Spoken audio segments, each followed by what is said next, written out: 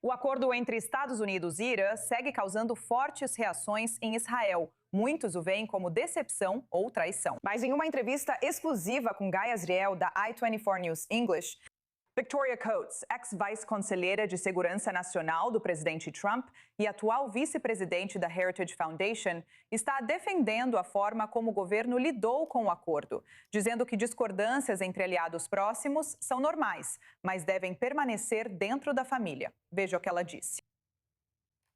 Senhora Coates, obrigado por estar aqui. Agora, Israel, é claro, não fazia parte deste memorando de entendimento. E, na verdade, Israel nem sequer foi informado sobre os detalhes desse memorando até o último minuto.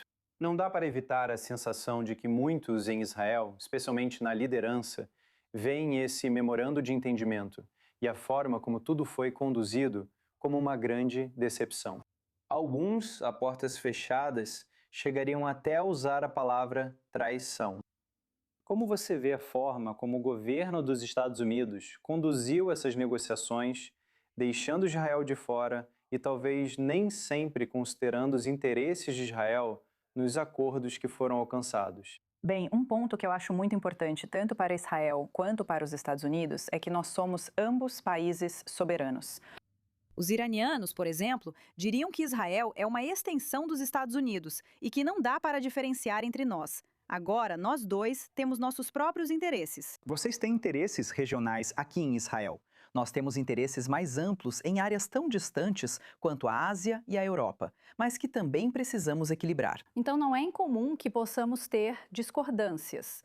Tive várias discordâncias com colegas israelenses no primeiro mandato de Trump, mas sempre foram discordâncias dentro da família. E eu acho que isso é realmente importante, que precisamos manter essa discordância dentro da família.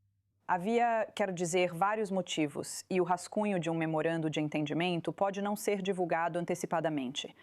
Gostaria de enfatizar que isso é um memorando de entendimento, não um tratado vinculante. E eu acho que o presidente realmente queria chegar a uma resolução do conflito imediato, antes da reunião do G7 que ele acabou de participar em Davos, França. Há vários motivos para isso, que podemos discutir se quiser. Mas isso é um memorando de entendimento. O principal será o que constar no acordo final sobre a questão nuclear, reduzindo esse risco para ambos os países.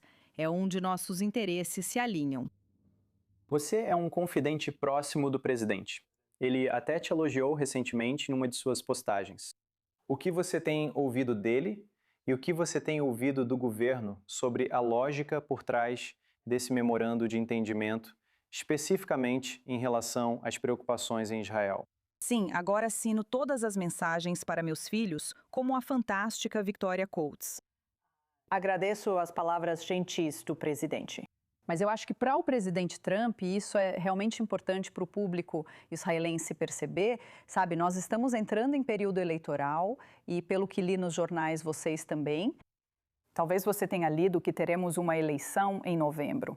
E a pior coisa que pode acontecer, na minha perspectiva, é se tivermos perdas significativas nas eleições de meio de mandato, especialmente no Senado.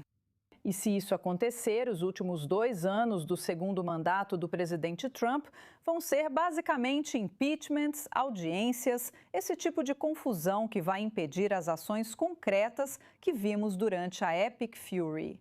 Então eu acho que, sim, o presidente viu isso como um chamado para começar a olhar para questões internas nos próximos meses, porque assuntos internacionais geralmente não influenciam as eleições de meio de mandato nos Estados Unidos. Isso tende a ser algo muito, muito local.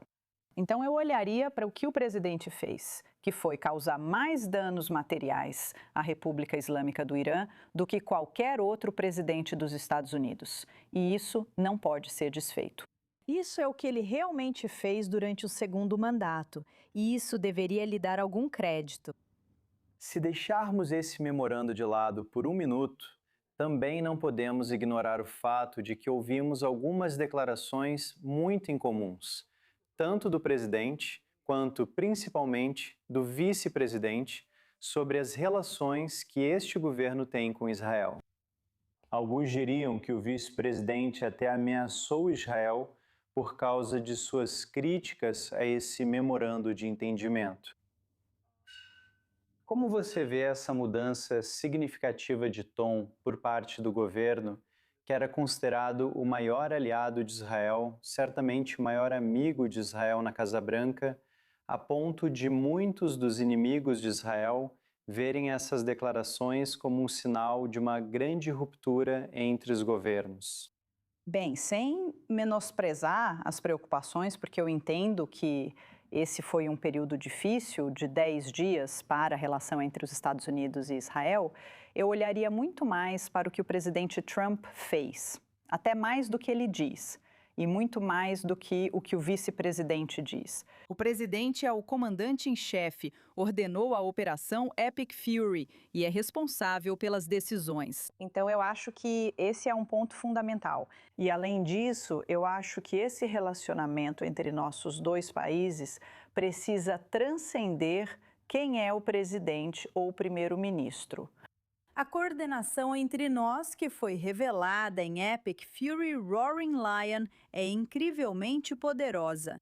Acho que nós duas precisamos dar um passo atrás e não ouvir discursos que podem ser motivados politicamente, mas sim olhar para as capacidades conjuntas que nossos dois países têm. Isso precisa transcender a política.